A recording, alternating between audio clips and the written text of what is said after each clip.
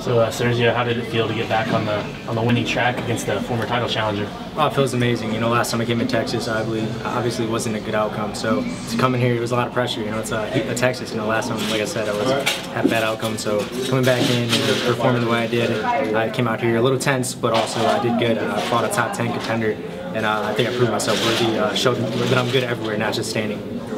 Were there a little less nerves involved in not sharing the card with your brother this time around? Yeah, there was a lot less nerves. You know, most of the focus was on me.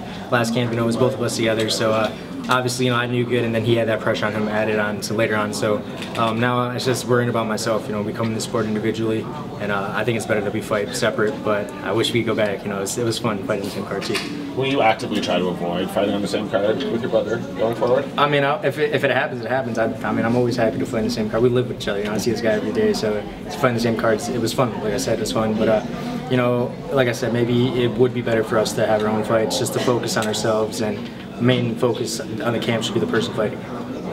You had Chris rocked earlier on in the fight. You know, what was going through your mind, and what was it that didn't quite come together in terms of getting a finish?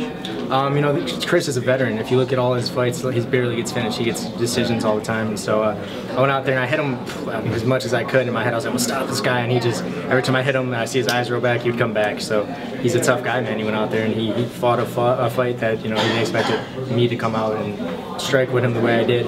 And, you know, he stayed conscious. So hats off to him. He's a great opponent.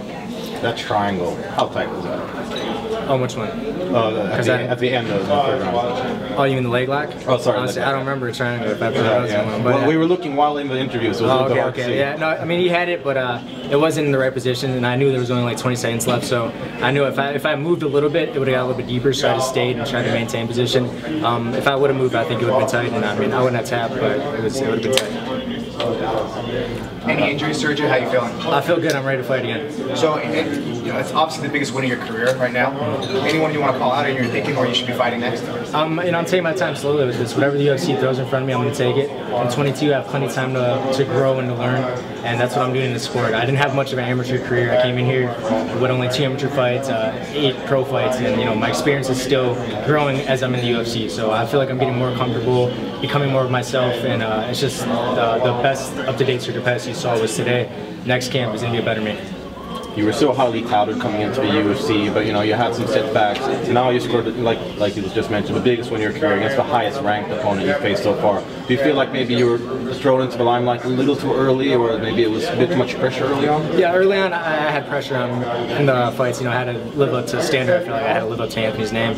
And you know, I was only 20 at the time. I didn't know how to deal with the pressure. So for my first couple fights, you know, I was very tense. Didn't know how to deal with it. There was cameras. It was all new. The crowd was new. We had Bird in the corners, you know, screaming, hyping me up. So that was all new for me. And then I'm 22 years old. I'm finding myself as an individual and as a martial artist, and I'm going to get better and better. So you know, I'm finding myself. And after my last fight, I realized how much I love the sport. I got knocked out, and you know, that didn't make me want to quit. It made me want to keep going and get better.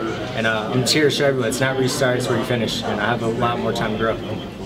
I think you mentioned earlier in your career about the weight cut to 25. Maybe you might grow out of it eventually. How is the weight cut still to 25? Actually, I did this one alone. I didn't have nutritionists. I'm learning it, making it more of a lifestyle. You know, with the no IVs, you have to be more self-aware that you can't yo-yo. You can't lose all this weight and then go back up all that weight. So I made this more of a lifestyle, and I'm trying to become better at it, nutrition-wise. And outside of the fights, I had to stay skinny. So I think 25 is where I belong, and I feel good here.